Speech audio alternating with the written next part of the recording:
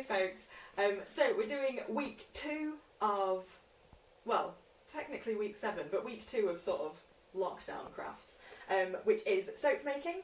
So today you've got all of the ingredients in your packs to make a lemon and poppy seed soap and to make a honey and oat soap.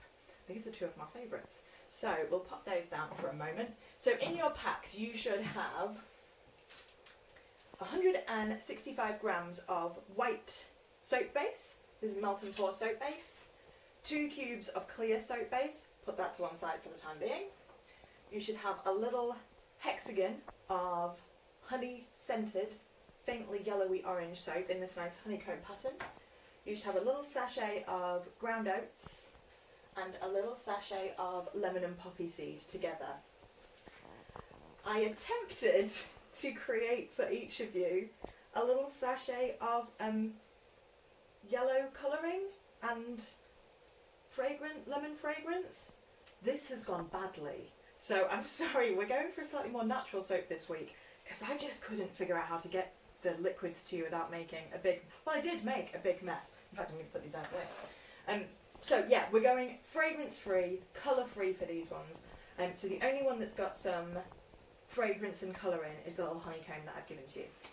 So those are ingredients. Things that you need from home. You will need 2 pans, so a pan that fits inside another pan. So similar to when we did candle making, we've got a pot of hot water on the stove, and the second pan is going to sit inside it so the base is touching the water. And actually I'm going to turn mine right down because you might be able to see there's a little bit of steam. Similar to candle making, we don't want any steam getting in the way of our soap. In fact, I'm going to take that off the heat for the moment. My water can just stay hot for the time being. Soap moulds. Soap moulds is something that I would usually provide in class. We're doing this in a slightly different way this week. So, finding your own soap moulds from stuff that you've already got around the house. A plastic cup. You can make a nice little soap that sits in a plastic cup, and then if you can't press it out like you would with one of my silicone moulds, then you can just snip the cup and tear it away. You could do the same with a yogurt pot. I just don't have any empty yogurt pots. If you ever get takeaways and get little pots of sauces, which I never do, but I'm holding this for a friend, you can use those little pots as nice little soap containers, and little cupcake cases as well for individual soap containers. Basically, the soap is going to set in it, and then you need to be able to remove it. So if you use a really rigid Tupperware, you won't be able to get the soap back out again when it's set. You want something with a little bit of flexibility. So I use these silicone moulds.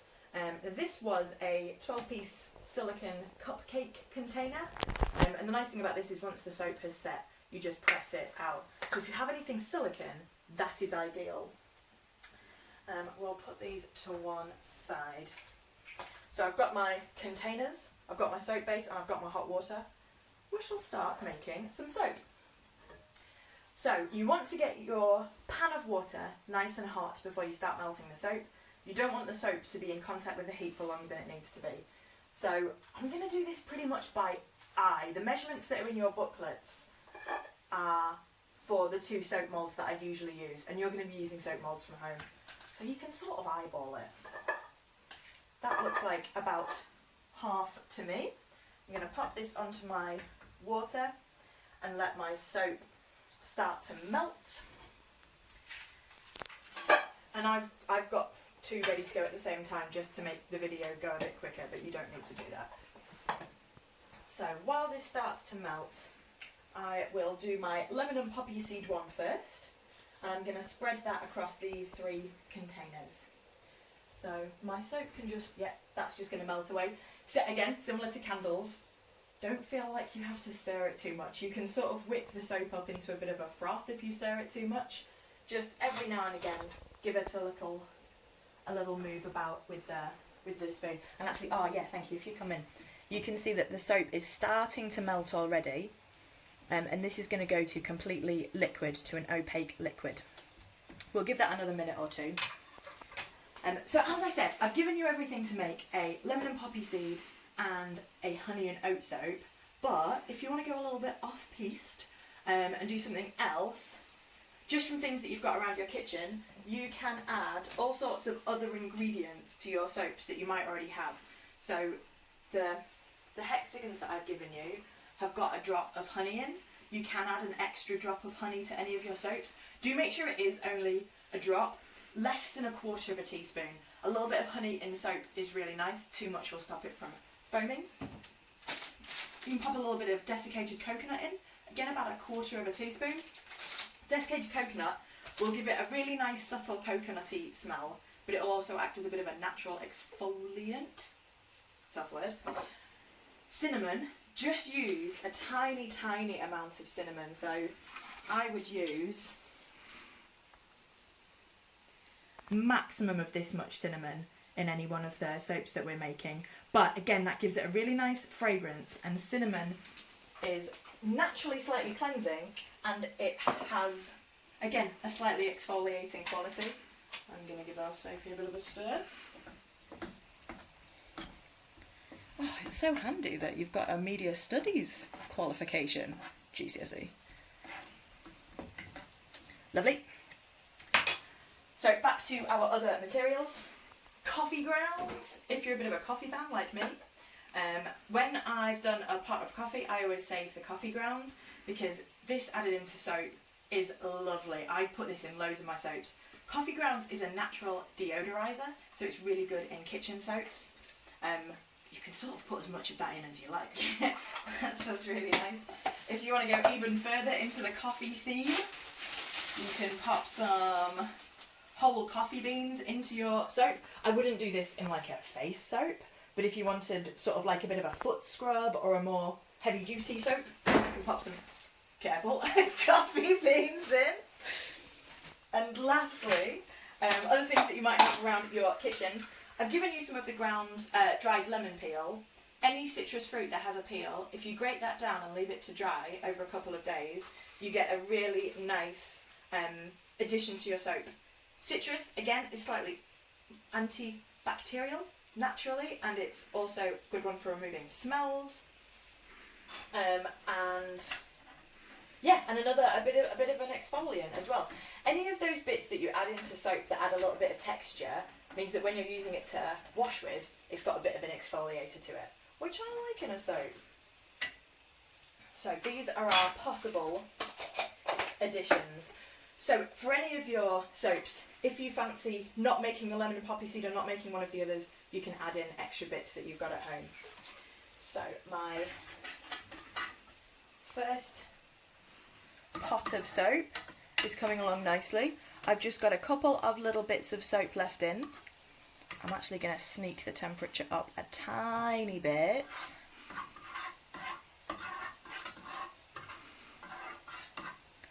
But that is nearly there. So I would, if I would give this another minute or two before I added the ingredients in, but just so that this isn't the world's longest soap making video, we're going to go ahead with this as it is. So this is my lemon and poppy seed one. I'm going to add all of my ingredients from your little sachet into the soap. We will mix this in.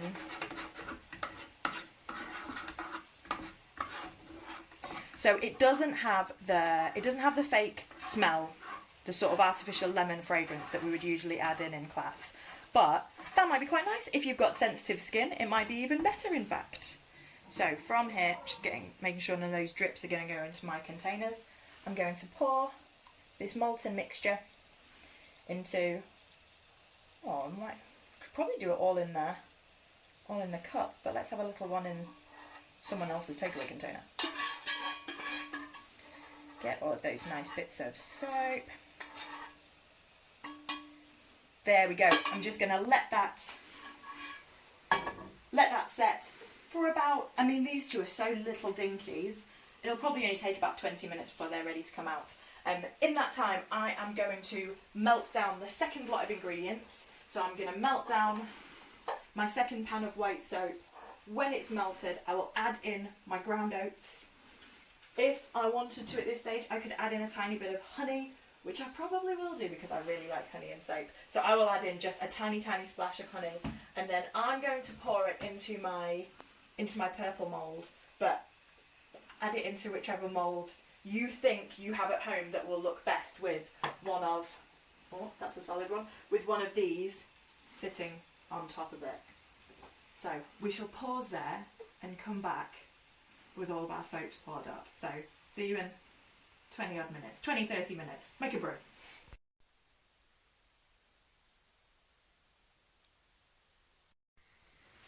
And we're back. Slightly more than 20 to 30 minutes in the end, but partly because I got distracted. So all of our soaps are now completely set. When you press on them, they should be completely firm. There should be hardly any give to them. That's how you know that they're set. Don't be tempted to put them in the fridge to set them. Trying to join two soaps that are refrigerated, one will just pop straight off the other one when it's set. And we are now going to join two soaps.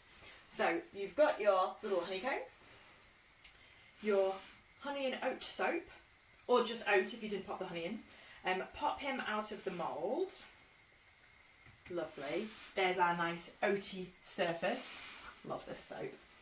And one of the natural properties of oats is they're really good on their skin. So oats are really good for eczema. They're really good for chicken pox, I think is another one of those. So we've got our two soaps. I'm going to get my 2 cubes of clear soap, which hopefully you still have to one side. And I'm going to pop those on to melt. I can get my lemon and poppy seed soaps out of the mould at this point as well. So I've used disposable moulds for these. I'm going to snip into them. That's a nice noise, sorry. Down to the soap.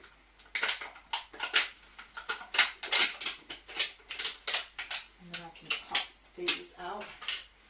Oh, I think they're rather nice actually. Might make them again more often. It's actually got a tiny Recycle Me logo on it, which is a nice message. So here are my 2. Now you come. Lemon and poppy seed soaps. My clear soap base is just melting. While that melts for a second more, one of the things that we would usually have done in class is doing the packaging for the soaps. So what I was thinking for a do-at-home packaging is the little bag that your needle felting kit came in. If you just snip the top off that, then one of your little soaps can go in there. That makes quite a nice little package. And I have a heap of gift tags left over from other projects. So I thought a little gift tag, lemon and poppy seed. You're starting to boil, chill out.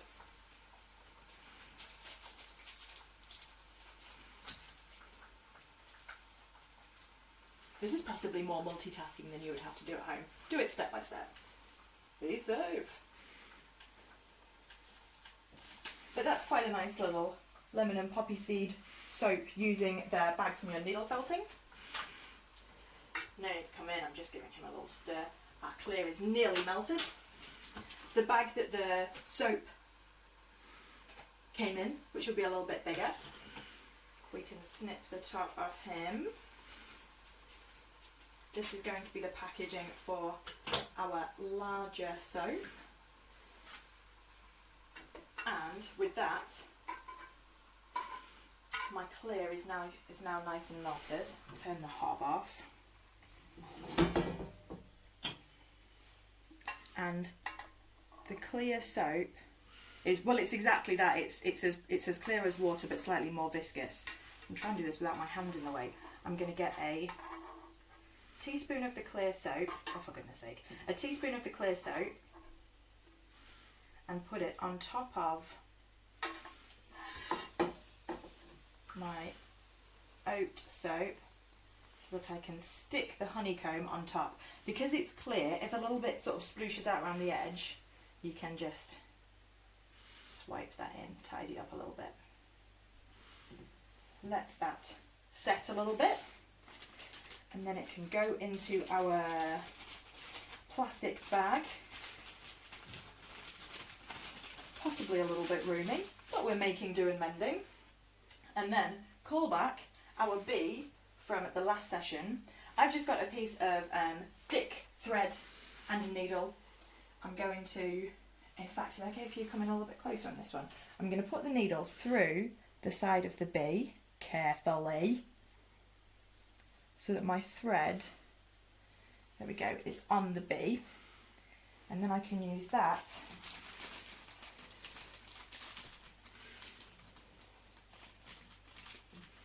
tie up my second soap.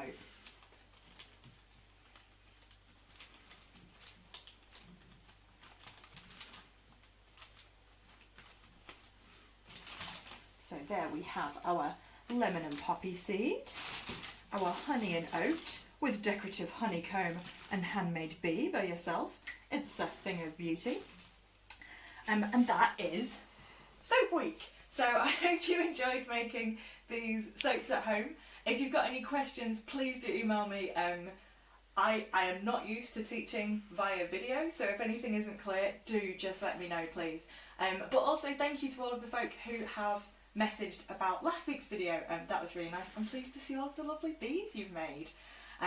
So yeah, enjoy.